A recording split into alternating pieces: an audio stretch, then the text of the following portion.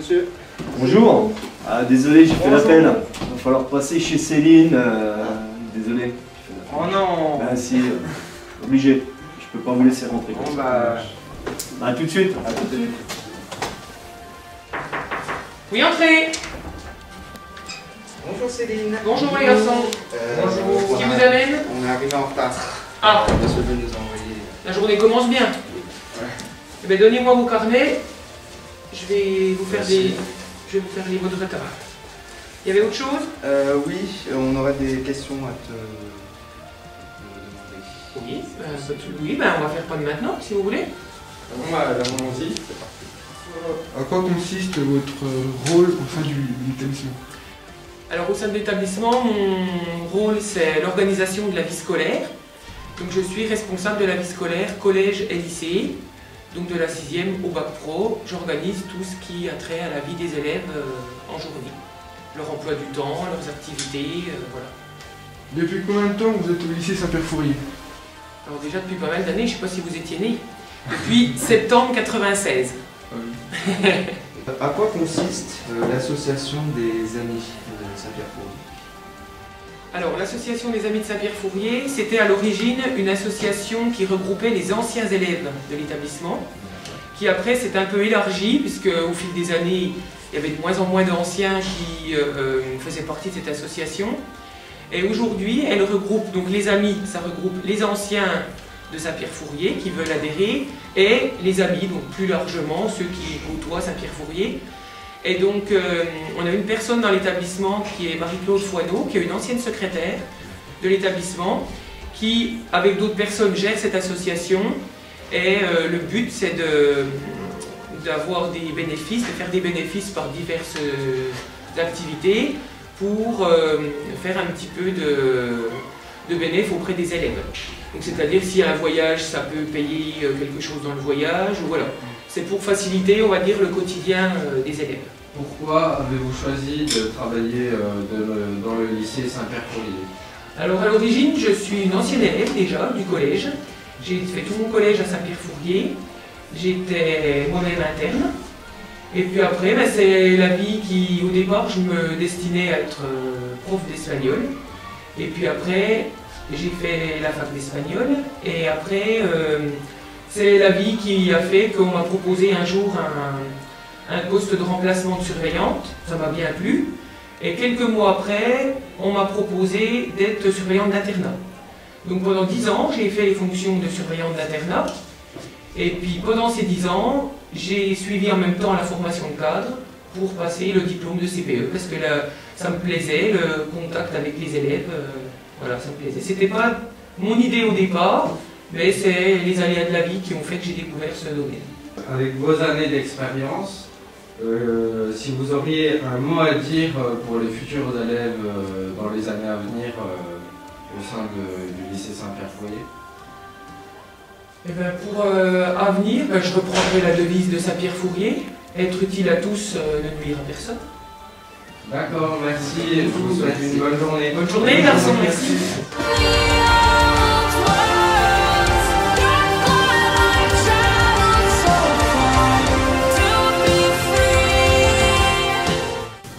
Bonjour Monsieur Bull. Ah, bonjour les jeunes. Quelle est la raison qui vous a donné envie de devenir professeur? Bon, alors, je pense, les notions, j'ai toujours aimé, je n'ai pas voulu grandir, puis j'aime bien le contact des jeunes. J'ai du mal avec le temps qui passe, et sûrement le fait d'être encore au contact des jeunes, j'ai l'impression de moins vieillir moins vite. Selon vous, qu'est-ce que représente l'art appliqué?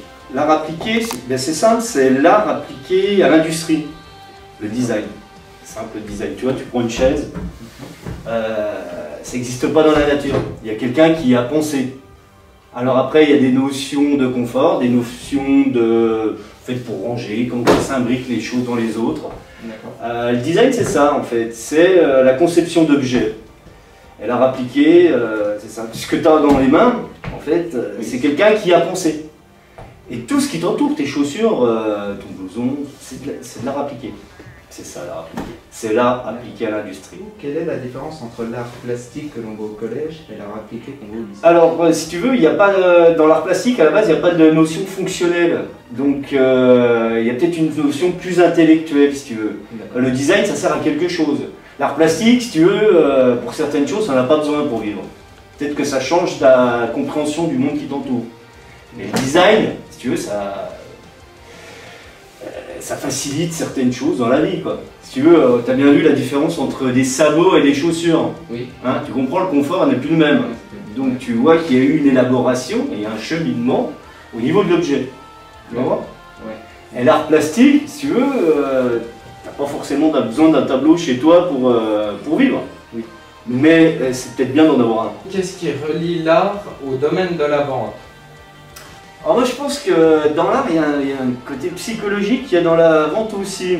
Alors dans la vente, il y a souvent, je ne sais pas si vous êtes amené à vendre quelque chose, des fois c'est d'arriver à faire aimer quelque chose que les gens n'ont peut-être pas forcément besoin. Moi parfois ça m'arrive aussi de me faire avoir, tu vois, ou avoir envie de me faire avoir par le discours du vendeur, quoi. Je me dis merde, comment j'ai pu vivre sans? Alors que j'en ai pas besoin. Mais j'ai eu l'impression que quand j'ai acheté la chose, ça me faisait du bien. Finalement, c'est de l'art, parce que tu sais, dans l'art, il y a aussi des choses qu'on appelait les performances, alors c'est-à-dire des dialogues un petit peu intellectuels ou des choses comme ça. Et je pense que oui, la vente... Alors par exemple, tiens, le prochain sujet que je vais vous faire, ça va être la création d'une carte de visite. Alors, la carte de visite, vous allez être vendeur, tu vois. Donc la carte de visite, il faut qu'elle donne envie de contacter la personne. Donc il va y avoir un côté graphique. Tu vois. Donc, tu vois, ça lie les deux. La vente, c'est hyper bien la vente. Il y a le copain de mon père qui était vendeur chez MB, il me racontait, c'est de la psychologie, je trouvais ça fabuleux, il me racontait des ventes qu'il faisait. Moi, ça me passionnait quand j'avais votre âge. C'est pas ce que j'allais faire. Et je trouvais ça passionnant ce qu'il me racontait. Il me racontait ça comme une histoire. J'ai l'impression que la vente, des fois, c'est une histoire. Ouais, c'est l'histoire d'un individu à d'un autre, peut-être, tu vois, une rencontre. Mais c'est intéressant. Je trouve ça très intéressant et très psychologique. Il y a un côté, je trouve, aussi comme sur un échiquier dans la vente. Quelle peinture pourrait représenter le lycée Saint-Pierre-Fourier et pourquoi? Alors, pour les terminales, je dirais le déjeuner sur l'herbe d'Édouard Manet. C'est de l'humour, mais je trouve que ça nous correspond pas mal. Voilà. Édouard Manet, c'était un peintre impressionniste. Donc souvent, les gens ont du mal entre Monet, Manet, bon, c'est des impressionnistes, mais voilà.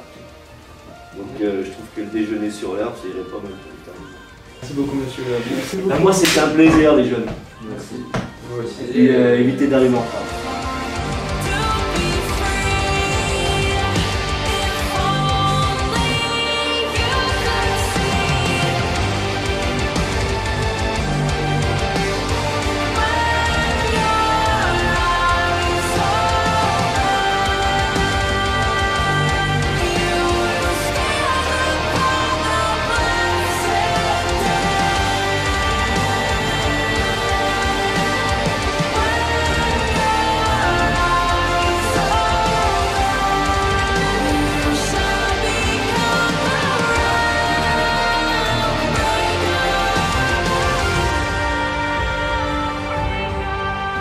Comment pourriez-vous définir le domaine de la vente?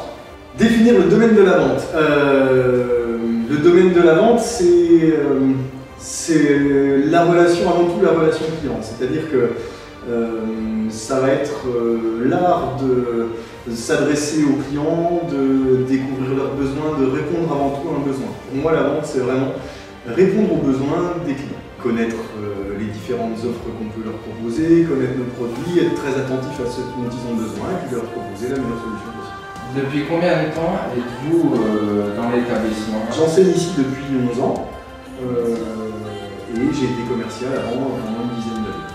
Que vous a donné envie de devenir professeur de vente? J'ai un goût très prononcé pour la pédagogie. Alors, j'en ai déjà rendu compte dans d'autres expériences professionnelles, mais le contact avec la personne, comme dans mon ancien métier de vendeur, c'est ce qui m'a toujours animé. Moi, j'aime voir du monde, rencontrer du monde, discuter, échanger, et puis je pense que l'enseignant, c'est une très belle occasion de voir régulièrement du monde et surtout d'échanger.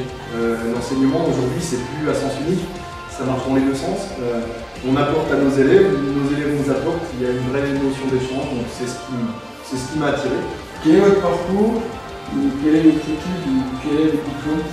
Alors, justement, en fait j'ai attaqué ma carrière en tant que commercial, donc moi j'ai fait un BTS technico-commercial, qui avait pour but de nous former sur des connaissances techniques, donc en génie électrique, mécanique et automatisme, avec une partie développée en vente aussi, pour que, à l'issue de ce BTS, on puisse aller vendre des produits à des professionnels industriels. Donc moi à la base j'étais plus censé être dans l'industriel. Et puis ensuite, donc commercial dans le bâtiment pendant une dizaine d'années.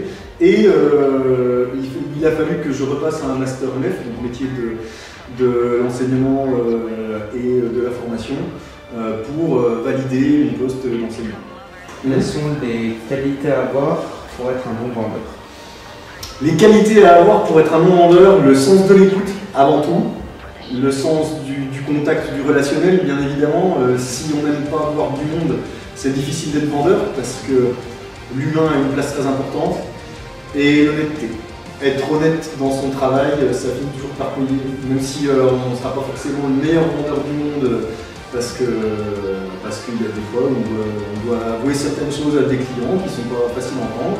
Donc effectivement, on va perdre des ventes par franchise, c'est vrai. Mais l'essentiel, c'est de rester droit dans son métier et ça finit par payer. On dit souvent, sois honnête et le temps travaille pour toi. Et je trouve que c'est terriblement vrai. D'accord, merci. Bonne journée. Merci à vous, bonne journée.